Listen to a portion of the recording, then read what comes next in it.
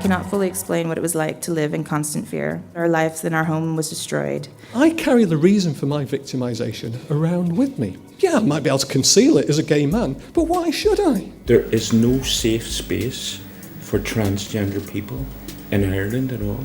The challenges that we face are acceptance mainly and respect, and with respect of our religion. It strikes at the core of who I am. Essentially, hate crimes hurt more. Hate crime is complex, it's contested and it's corrosive. What can't be disputed is the effect it has on its victims. It can be based on race, religion, gender identity, sexuality or disability, or here in Northern Ireland, it can manifest itself through sectarianism. And it always includes an element of hatred, hostility or prejudice towards another person. This short film provides an insight into each strand of hate crime and its impact on people across Northern Ireland. It should be used in conjunction with the published materials from the Challenge Hate Crime Project and the main film which explains the development of that project and lessons learned. One of the key lessons we learned during the project is the particular impact that crimes motivated by hate or hostility have on their victims and on the wider community. Hate crimes hurt more. Not only that, hate crimes hurt people from the victims group who come to hear about the crime. People say to me, well, they hear about a hate crime, they read about it, or they hear about it, a word of mouth, they think, if it happened to them, it could happen to me. I could be next. So let's look at each strand of hate crime and what we learned about it through the development of the Challenge Hate Crime Project. Hate crime offences motivated by sectarianism are the most prevalent type in Northern Ireland. However, the primary piece of legislation designed to tackle hate crime makes no reference to sectarianism. The flaws in the current system are essentially that the legislation isn't really fit for purpose. There's no definition of sectarianism either in the legislation or within our political class. So we need to have that definition from our politicians. An agreed definition is so important if this work is to progress. So what do we mean when we talk about sectarian hate crime? Here are a few perspectives on this question that we gathered during the course of our research, with contributions from people working within the voluntary and community sector, politicians and people who have been victim of offences motivated by sectarianism. Sectarianism exists in communities, it exists in families, it exists in some of our more deprived areas of the West Coast. But I think sectarianism is an issue that affects the whole of Scotland. It affects the perceptions of other people who don't live in Scotland. My threat to me when I was a child was I'd go through up the Falls Road and let them Fenians get you. I recently had a hunger strike event, and it was out of challenge over some of the controversy around the hunger strike. But I was out having a smoke and I came in and I was standing talking to a bloke, and he's talking about his grandchild, the hunger strike and all this. And I said, that's great, they're doing that in school now, they're teaching that in school. I mean, what age is he? He was 2. I mean, what? He's 2 years of age and he can name all of it. Should your grandchild not be doing something else? And he looked at me as if I was foolish, and I looked at him as if he was a nut. Who sits down and has a grandchild naming the 10 hunger strikers? What sort of childhood does that come up with? I would say particularly in unionism, but certainly within nationalism as well, that there's still that hidden sort of agenda, or that hidden streak of sectarianism that still abides in there. And I think we still have to go to resolve a lot of the issues. We need to start looking at new methodologies about how the society is going to move forward. I have found through my work that in terms of the difference between urban and rural, there very much is a difference in terms of how people perceive sectarianism and racism, especially in rural villages and towns. Seems to be a lack of recognition that the issue of sectarianism even exists, and we have found through our work just to get people to come together across rural villages to acknowledge that there has been an attack on an Orange Hall or a GA Hall. I think the symbolic nature of the actions by politicians recently, particularly in regards to whether that's attending a Gaelic match or the historic handshake with the Queen and Martin McGuinness, they're deeply important in terms of sort of sending out both the symbol and the message to society that we are moving forward. I think what needs to happen is that they need to be matched with actions. For me, personally, you're looking at somebody who has actually suffered a hate crime. In 2002, my home was attacked. My wife and I were terrorised. Our 2 cars were smashed with sledgehammers. Our house was made uninhabitable, all because I took a stance against sectarian murals. I believe that's a hate crime. So you're looking at someone who, from first knowledge and from a fearful position, has been the subject of a hate crime in Northern Ireland. I don't think you can grow up in Northern Ireland, come through the conflict that we've had and not be very aware of the impact of it. And I, back in 1981, was a founder pupil of Lagan College. And I remember at the age of 11, taking my first steps into secondary school in the face, and we had to be sneaked in the back door because there were protesters waiting to throw eggs and all sorts at us, you know, and this has been a repeated behaviour that I see still to this day happening on the streets of Northern Ireland. You've got to exercise political leadership, and you've got to exercise, and in exercising political leadership in a divided society, you've got to be generous to your political opponents. You just don't simply tolerate them or even respect them. You've got to be generous. The present system is based on partnership, but we've got to create goodwill within that partnership, not just a sort of grudging acceptance of the other person being involved in government. So I think the more we have the unit making the point of advocacy, that's important. But I think secondly, we've got to share information, share ideas. And one of the important points of it being in Northern Ireland is that other jurisdictions are doing interesting things and we should all be learning from that. If they can coordinate that, that would be helpful. And I think finally, it's not a bad idea in government to just have a symbol of what you're doing, because legislation can do a number of things. It's about practical laws, it's about doing things when problems arise, but it's also sending out big, powerful messages to the whole of Scotland and beyond. We're taking this seriously. Scotland wants to stamp this out. Homophobic hate crime is based on prejudice against someone because of their sexual orientation. This can be because they are, or are perceived to be, homosexual or bisexual. The homophobia stuff, even media representatives are still giving it space to be debated, like, oh, you know, is it okay to be homophobic? How does homophobic hate crime manifest itself? Here are a few perspectives on this question that we gathered during the course of our research, with contributions from people working within the voluntary and community sector, politicians and people who have been victims of offences motivated by homophobia. That's one of the major problems. If you ever go on the radio to discuss any issue around sexual orientation, they always have someone on opposing your view. Yes. For balance. Now, I love to ask the question, or dread to think that if they were talking about race, they would have a racist on for balance. Youth Justice Agency got in contact with us about a young fella, I think he was 14-ish, early teens, had been arrested and charged with an assault aggravated by homophobia.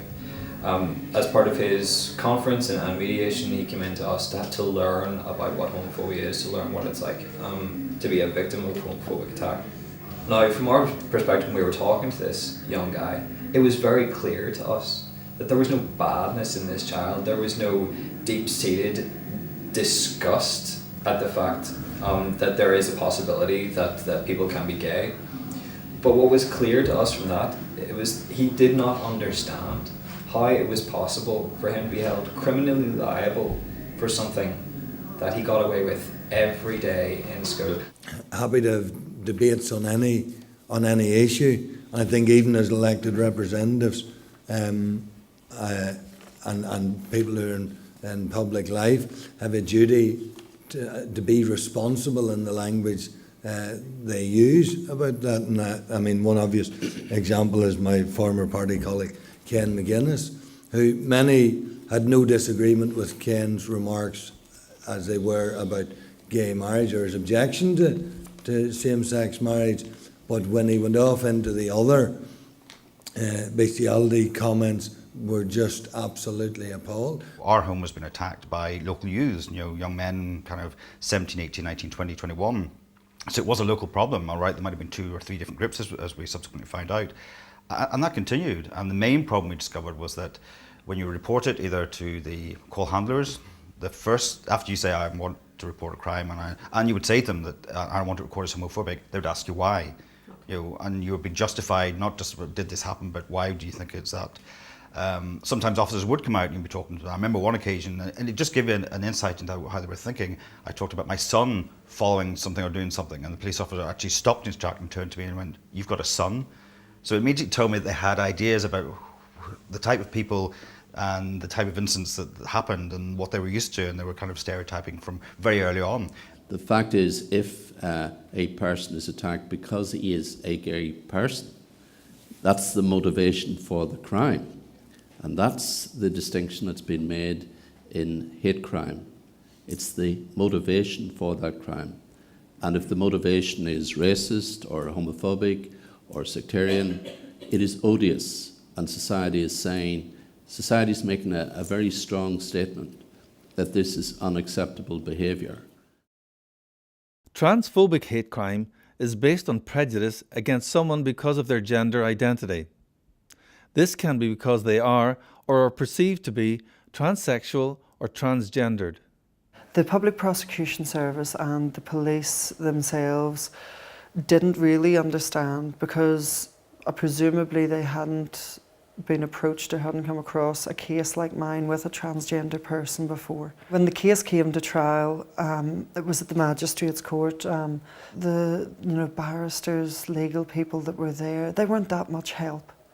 The magistrates themselves in the court during the trial, they had to go and ask somebody to research this. I'm a transgendered person who wishes to live a normal life as female, but in our society at the moment that is difficult. Hence the reason I've asked for my face to be blacked out, because society over here is just not accepting as much as we would hope. Legislation was introduced in 2004 which allowed the courts to impose and increase sentences on people convicted of racist, religious, homophobic or disability hate crimes. It doesn't allow for an increased sentence for transphobic hate crimes, but the police have been recording such incidents for about the last 4 years. So how does transphobic hate crime manifest itself? Here are a few perspectives on this question that we gathered during the course of our research, with contributions from people working within the voluntary and community sector, politicians, and people who have been victims of offences motivated by transphobia. My small flat got broke into, and everything was stolen, the phone, different things I was writing, poems and stuff like that, and a lot of my clothes as well, my female clothes and stuff. And there's always that old thing that's there all the time, is the joke element. So the definition of a hate crime really is a crime against an individual because of who they are. And that hurts more than, a burglary or whatever, if it's motivated against you personally. Hate crime to me ranges from small things right up to, I suppose, physical attack. I have been the subject of hate crime a few times. Should it be just jeering or people making jokes of me walking past, laughing or calling out obscenities as I walk past, to being practically chased in a main thoroughfare, a main shopping thoroughfare. People who have or are perceived to have disabilities can be victims of hate crime. This can include a range of physical or mental disabilities, as well as learning difficulties. Disabled people are often seen as vulnerable. They're seen as very different. For example, if you have a communication issue, if you're deaf and use sign language, that can be seen by some people as very threatening. So how does hate crime against people with disabilities manifest itself? Here are a few perspectives on this question that we gathered during the course of our research, with contributions from people working within the voluntary and community sector, politicians, and people with disabilities who have been victims of such offences. Brent Martin was stripped, beaten and dragged around the streets until he died in his mother's arms. Kevin Davies was kidnapped, tortured, starved, branded and beaten. Laura Milne was beaten unconscious, had her throat slit and was dismembered by friends who said she was worth fuck all. Christine Lansky was humiliated, urinated upon and filmed as she lay dying. and Keith Philpott was beaten, stabbed and disemboweled. The last one, Barry John Hurrell, was strangled, beaten with a brick and set on fire. This is dedicated to 18 people in GB who were murdered because they were disabled people.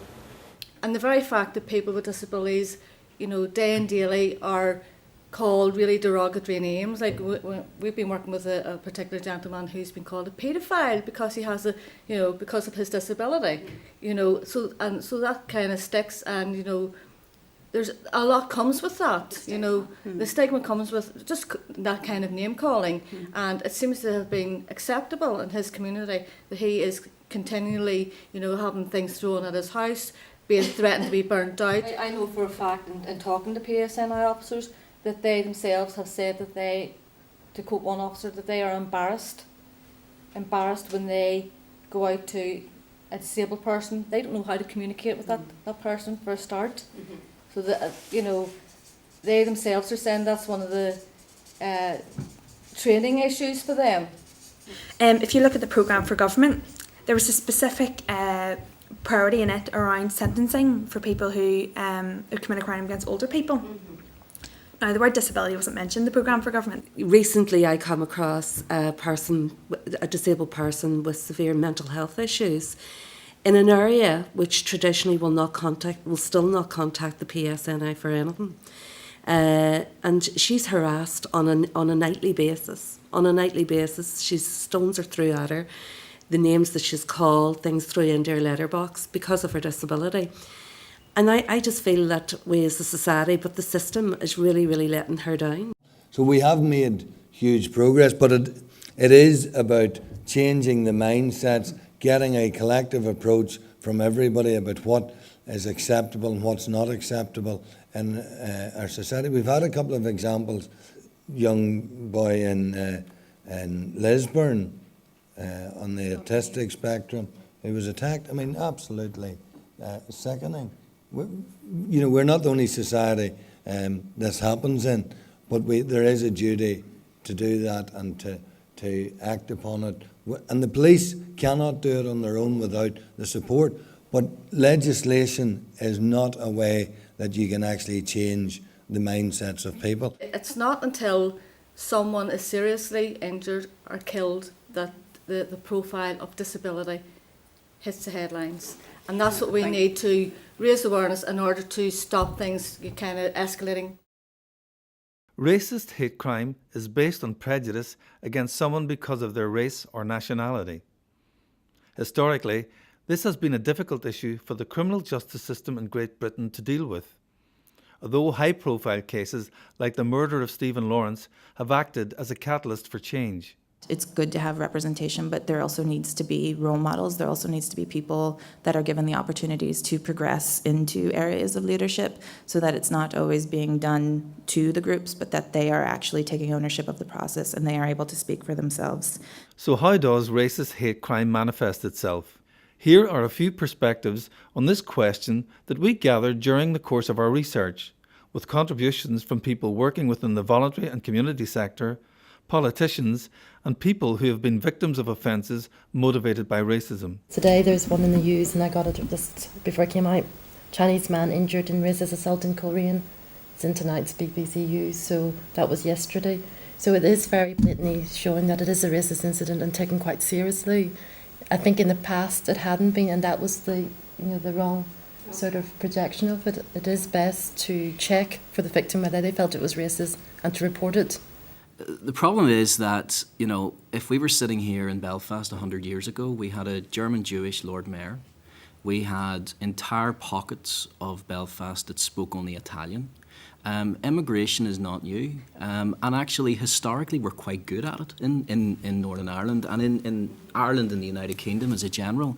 There are some problems that some Polish people may encounter when we talk about hate crime. These are verbal abuses or graffitis on their houses or letters being sent to individuals wanting the Polish people to come back to their country. This kind of stuff happens. Not that often though, but yes, there are some districts when there is more likelihood that it can happen. I would say that it's very important to be responsible of how you word things and how you check your information. So we come back to a very basic thing like ethics of journalism. So when you report anything regarding immigration and you want to put any data, it has to be checked. There was an information that Polish people coming to Northern Ireland or coming to United Kingdom hunter and eat swans.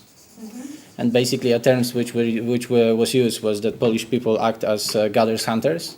And basically, you know, if you hear this sort of message or if you read this sort of message and if you never had a chance actually to speak with the Polish person or have a connection with the Polish person, you would take it as a granted. You know, I remember I had a situation when I was approached by a 3.5-year-old child on the street. He hardly could speak, and he asked me, where are you from? I said, I'm from Poland. So the only thing which he was able to say to me, he said, oh, you bloody Polish people, you should go home because you steal our jobs, you steal our houses. It was after a fire was started near the house when they were sleeping that they were finally able to successfully apply for the SPED scheme. They had tried 3 times before that and had been unsuccessful because it hadn't been felt that the incidents that were happening were actually a threat to life. So they were able to move, and that was 2 years after the first incident had started and after 100 incidents being reported to the police. And what they had said to me was, I cannot fully explain what it was like to live in constant fear. We were lucky to have supportive employers and a GP and the school, which were so helpful, but our lives and our home was destroyed. When I talk about this, it's hard to believe that it's real. It was like a movie, and it's still difficult to talk about, as we just want to forget and move on with our lives. My partner's from South Africa, and our daughter, who lives with us, she's only 15, but she was going to school. In a local school, she had only to walk 300 metres. But last year, she had very great difficulties. We didn't know what was wrong with her. She was coming home, she wouldn't go to school, she was being sick. And just a complete change in her life, and we didn't know what was wrong with her. Finally, we got it out. It was school, it was racism, and we finally learned that she was being stoned, being hit, been abused through cyber, taxes. So we eventually changed her to a different school. The critical point is this: when it's in young people, it's very easy. If you want to hate somebody, you have to dehumanize them. You have to make them different. You have to take away from their humanity. You have to make them in some way less human. And that's the distinction that's been made in hate crime. It's the motivation for that crime. And if the motivation is racist or homophobic or sectarian, it is odious. And society is making a very strong statement that this is unacceptable behaviour. And must be dealt with severely. Faith-related hate crime is based on prejudice against someone because of their religious beliefs. Can you split political from religion in this country? Because so many religious leaders in this country are deeply political. In Northern Ireland, faith-based hostility is often associated with sectarianism, but is a much wider issue affecting people who hold a variety of religious beliefs. In the Muslim community, you'll find the most people that are attacked are the women, because they're identified by their cover, their hijab. Right, and is that a race issue or a faith issue? It's a faith issue because they receive a lot of verbal abuse. So how does faith-based hate crime manifest itself? Here are a few perspectives on this question that we gathered during the course of our research, with contributions from people working within the voluntary and community sector, politicians and people who have been victims of offences motivated by prejudice towards their religious beliefs. Our own experiences of faith hate crime here we have minimised them. Our community is frightened. It's not a community that tends to put its head above the parapet, and therefore we wrongly, in my opinion, but rightly in other people's opinions, have minimised that. We have been reluctant to report hate crime. One of the challenges, I think, is that statutory service providers particularly don't help the process. For example, recently there was some anti-Semitic graffiti over a local council close to where the Jewish community is based. Mm-hmm. Very, very virulent materials written up on a wall. It was taken down. It wasn't reported to the PSNI, but it was taken down by the council. But they didn't record it and they didn't report it. One of the challenges for the Jewish community in Northern Ireland, in the north of Ireland, is that if somebody perpetrates a crime and it has an impact on one individual, that may in fact have an impact on the whole community, because for one individual to be hurt in a small community, that can impact on a number of families and the community as a whole, because the community is no longer able to have the confidence in its neighbours, in itself, in the wider society. When an ordinary person see me, he will think it's Indian, right? So if he's going to abuse or shout anything, he will not abuse at me as a Hindu. He'll give me abuse as an Indian or in other color. Well, to start with, I don't think political party, they know there's a Hinduism. They only think Indian. Issue is the how to survive, how to preserve their own identity, okay, as an Indian or as a Hindu, because whatever they know about Hinduism is either they know from our temple or from us as parents, whatever we can give it. But when they go to school, okay, we encourage them to attend the religious classes. My personal thought is, my belief is, unless you know a lot about the other religion, you are not able to know about your own religion. Because once you start knowing the other side of the story, other side of the coin, you know better your own side of the coin. You know. How can a criminal justice system respond adequately to the hurt someone feels, or a community that's been wounded because their faith has been desecrated or offended? At best, it'll put someone on remand, they might get bail, it'll put them through the courts, but they can't really deal with the issues. The perpetrator can't really get to the depth of the hurt that's been visited upon them. As far as they were concerned, it was just a book or a building or a symbol or a something. The biggest and best response, I think, is when other faith leaders or other groups or other churches come in and say, we're going to help out, or they mop up, and we're apologising in some way or fashion for those people who misrepresented us and our group. And that's the distinction that's been made in hate crime. It's the motivation for that crime. And if the motivation is racist or homophobic or sectarian, it is odious. And society is making a very strong statement that this is unacceptable behaviour and must be dealt with severely. We learned a lot from these conversations about hate crime and its impact throughout the Challenge Hate Crime project. We are grateful to all those who took their time to share their story, and for those who came along to seminars and events to provide their perspectives. We hope you find these materials useful and remind you that they should be used in conjunction with the publications in your Challenge Hate Crime pack.